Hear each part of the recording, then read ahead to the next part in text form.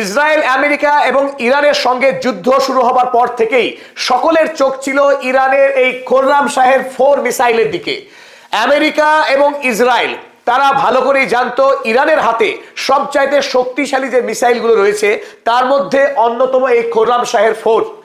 যদি ইসরায়েল এবং আমেরিকা এই খোররাম শাহের 4 মিসাইলকে আটকে দিতে পারে, ইন্টারসেপ্ট করতে পারে, তাহলে তারা যুদ্ধে জয়ী হবে। আর যদি এই মিসাইলকে আটকাতে না পারে তাহলে ইসরায়েলের ধ্বংস হওয়া অবশ্যম্ভাবী, কেউ আটকাতে পারবে না। আর তারই প্রমাণ হয়ে গেল গতকাল রাতে ইরানের IRGC সেনারা 19তম মিসাইল হামলা করে ইসরায়েলের উদ্দেশ্যে। আর সেই হামলায় প্রথমবারের মতো ব্যবহার হয়েছে খোররাম শাহের 4। এবং তাৎপর্যপূর্ণভাবে ইরান থেকে ইসরায়েল পর্যন্ত যে মার্কিনী আকাশ প্রহরার ব্যবস্থা রয়েছে এবং ইসরায়েলের অভ্যন্তরেও যে আয়রন ডোম, অ্যারো 3, ডেভিড স্লিং এর মতো যে আকাশ প্রতিরক্ষা ব্যবস্থা, 7ম পর্যায়ের এই আকাশ প্রতিরক্ষা ব্যবস্থাকে গুড়িয়ে দিয়ে সাফল্যের সঙ্গে ইসরায়েলের প্রধান আন্তর্জাতিক বিমানবন্দর বেন গুরিয়ান এয়ারপোর্টে মারাত্মক ধ্বংসকাণ্ড চালিয়েছে খোররাম শাহের 4। আমেরিকার প্যাট্রিয়ট বা থার্ড কিংবা ইসরায়েলের এই বায়ু প্রতিরক্ষা ব্যবস্থা তাকে ছুঁতেও পারেনি। আমেরিকা একাধিক ফলস মিসাইল হামলা চালিয়েছে আকাশে এই খোররাম শাহেরকে আটকানোর জন্য, কিন্তু কোনো লাভ হয়নি। কারণ শব্দের চেয়ে 8 গুণ অধিক গতি সম্পন্ন অত্যাধুনিক প্রযুক্তির এই মিসাইল ইতিমধ্যেই ইসরায়েলের ত্রাস সৃষ্টি করেছে। ইসরায়েল এই মুহূর্তে আন্তর্জাতিক পৃথিবী থেকে বিচ্ছিন্ন, কারণ ইন্টারন্যাশনাল ফ্লাইট, এমনকি ডোমেস্টিক ফ্লাইট, বেন গুরিয়েন ইসরায়েলের সর্ববৃহৎ এয়ারপোর্ট এবং আন্তর্জাতিক কানেক্টিং এই এয়ারপোর্ট, সেই এয়ারপোর্টে গতকাল খোররাম শাহের মিসাইল, তার সঙ্গে আরো ছোট বড় মিসাইল এবং ড্রোন একসঙ্গে ব্যাপক হামলা চালিয়েছে গত রাতে। আর তারপর থেকেই ইসরায়েল এই মুহূর্তে মারাত্মকভাবে কাবু হয়েছে ইরানের হাতে। চলুন দেখে নেওয়া যাক এই বেন গুরিয়েন এয়ারপোর্ট এবং তার পার্শ্ববর্তী যে ইসরায়েলের বায়ুসেনা ঘাঁটি ছিল, 27 নম্বর বায়ুসেনা ঘাঁটি, দুটি জায়গায় মারাত্মকভাবে ক্ষতিগ্রস্ত হয়েছে। হতাহতের সংখ্যা এখনো সঠিকভাবে আমাদের সামনে আসেনি, কারণ ইসরায়েল প্রাণপণ চেষ্টা করে যাচ্ছে পৃথিবীকে তাদের দেশের ক্ষতির খবর বাইরে প্রকাশ করতে না দিতে। আর এই খোররাম শাহের হামলা ছাড়াও আরো দুটি তাৎপর্যপূর্ণ খবর রয়েছে যা আমরা আজই আপনাদের সামনে তুলে ধরার চেষ্টা করছি। মধ্যপ্রাচ্যের অন্যতম গুরুত্বপূর্ণ একটি সংবাদ সংস্থা আল মায়াদিন, এই আল মায়াদিন জানিয়েছে the barrage caused operational paralysis and suspension of civilian and military flights effectively closing Israel's main international gateway. অর্থাৎ এই খোররাম শাহের 4 ইসরায়েলের বেন গুরিয়েন এয়ারপোর্টকে সম্পূর্ণরূপে পঙ্গু করে দিয়েছে। এই মুহূর্তে আন্তর্জাতিক এবং দেশীয় আভ্যন্তরীণ সমস্ত ফ্লাইট বন্ধ। ইসরায়েল এই মুহূর্তে আন্তর্জাতিক বিশ্ব থেকে বিচ্ছিন্ন হয়ে পড়েছে বেন গুরিয়েন এয়ারপোর্ট গুড়িয়ে যাওয়ার কারণে।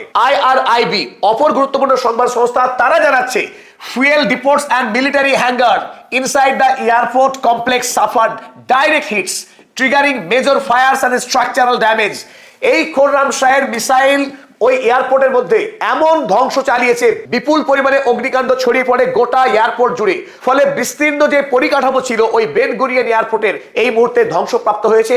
সেখানে যে হ্যাঙ্গারগুলো ছিল, যেখানে প্লেনগুলোকে রাখা হয়, সেই হ্যাঙ্গার পর্যন্ত বিপর্যস্ত হয়েছে এই আক্রমণে। ইরান মিলিটারি মনিটর তারা জানাচ্ছে খোররাম শাহের force Mac 8 terminal speed and unguided atmospheric re-entry made Israel's electronic warfare and jamming ineffective।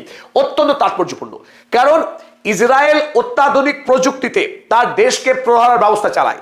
আমেরিকার কাছ থেকে পাওয়া অর্থনৈতিক সাহায্য, প্রযুক্তি সাহায্য এবং ইসরায়েলের নিজের প্রযুক্তি দিয়ে মধ্যপ্রাচ্যের যে সমস্ত দেশ, ইরান ছাড়া তার যে ইরানের অ্যাক্সিস অফ রেজিস্ট্যান্স রয়েছে, প্রক্সি গ্রুপ, তারা যাতে ইসরায়েলে হামলা চালিয়ে তাদেরকে ধ্বংস না করতে পারে তার জন্য তারা একটা জ্যামিং সিস্টেম দেশে লাগু রেখেছিল।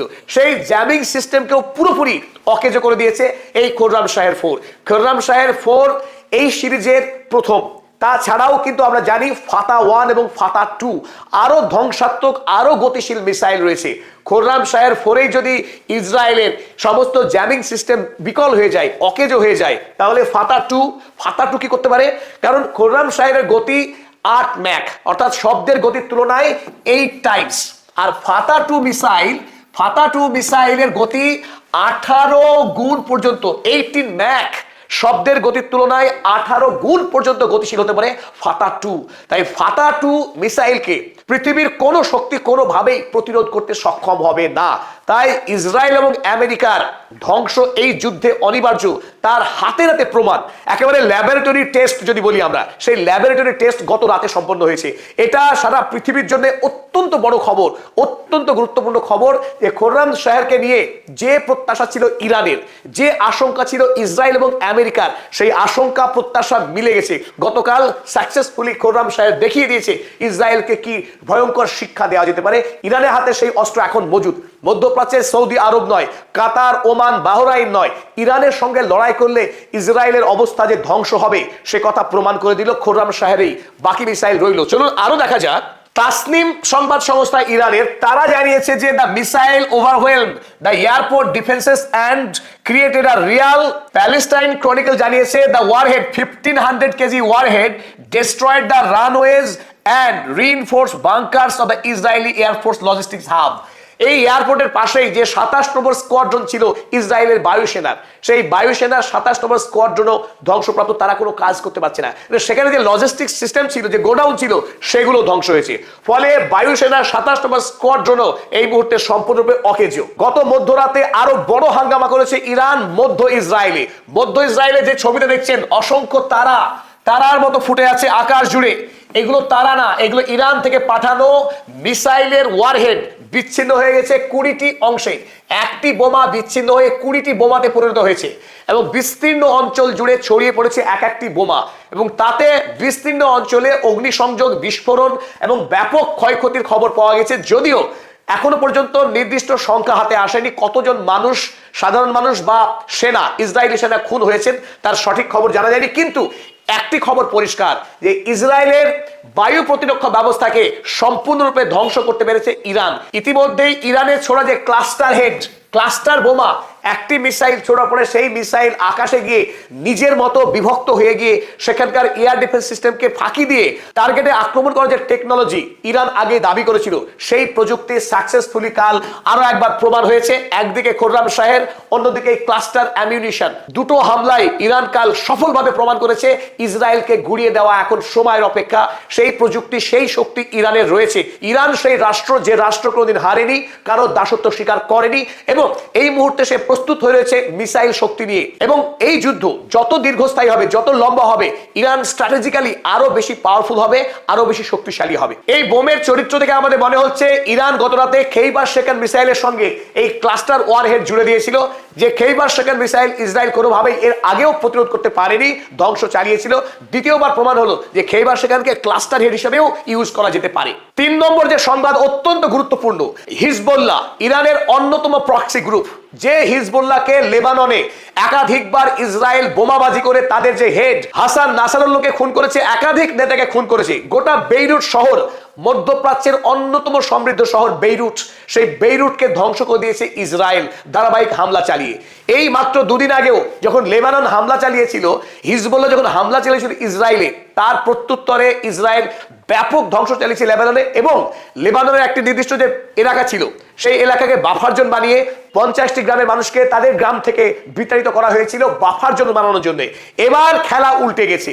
হিজবুল্লাহ আজ ইসরায়েলকে চিঠি দিয়ে জানিয়েছে, এবং সেই চিঠি হিব্রু ভাষায় লিখেছে, চিঠি ইংরেজিতে নয়। হিজবুল্লাহ চিঠি লিখেছে হিব্রু ভাষায়, জানিয়েছে ইসরায়েলকে, evacuate all settlements located within 5 কিমি of the border with Lebanon। লেবাননের সাথে যে সীমানা রয়েছে ইসরায়েলের, তার 5 কিলোমিটার দূর পর্যন্ত সমস্ত গ্রাম এবং যে মহল্লা আছে সেগুলোকে খালি করতে হবে। কেন করতে হবে? হিজবুল্লাহ অপারেশন চালাবে, অর্থাৎ হিজবুল্লাহ মিসাইল হামলা চালাবে ইসরায়েলে, নির্দেশ দিচ্ছে ইসরায়েলকে তুমি তোমার গ্রাম খালি করো, নতুবা আমি হামলা চালাবো। যদি সাধারণ মানুষের মৃত্যু হয় তার জন্য আমাদের কোনো দায়বদ্ধতা নেই। সুতরাং খেলা এবার পুরো উল্টে গেছে। এতদিন এই গণহত্যাকারী বর্বর রাষ্ট্র ইসরায়েল, তারা গাজা ভূমিতে আকাশ থেকে চিঠি পাঠিয়ে বলতো যে এই বিল্ডিং খালি করে দাও, আমরা বোমাবাজি করব। এবার এই প্রথম হিজবুল্লাহ জানালো ইসরায়েলকে গ্রাম খালি করো, আমরা বোমা নিয়ে আসছি, আমরা মিসাইল নিয়ে আসছি। খেলা একদম জমে গেছে সমানে সমানে। এবার দেখা যাক ইসরায়েলের শক্তি কতখানি, আর কতদিন এভাবে মধ্যপ্রাচ্যে অন্যায় খুন করতে পারে, শিশু হত্যা করতে পারে, হাসপাতাল গুড়িতে পারে। এতক্ষণ আপনাদের সঙ্গে ছিলাম আমি অধ্যাপক আব্দুল হালিম, পদাতিকের পক্ষে। আমাদের চ্যানেলকে সাবস্ক্রাইব করুন, লাইক, শেয়ার, কমেন্ট করুন, এবং আমাদের এই সত্য সাংবাদিকতাকে সাপোর্ট করতে সাবস্ক্রাইব বাটনের পাশে থাকা জয়েন বাটনে ক্লিক করে আমাদের মেম্বার হন।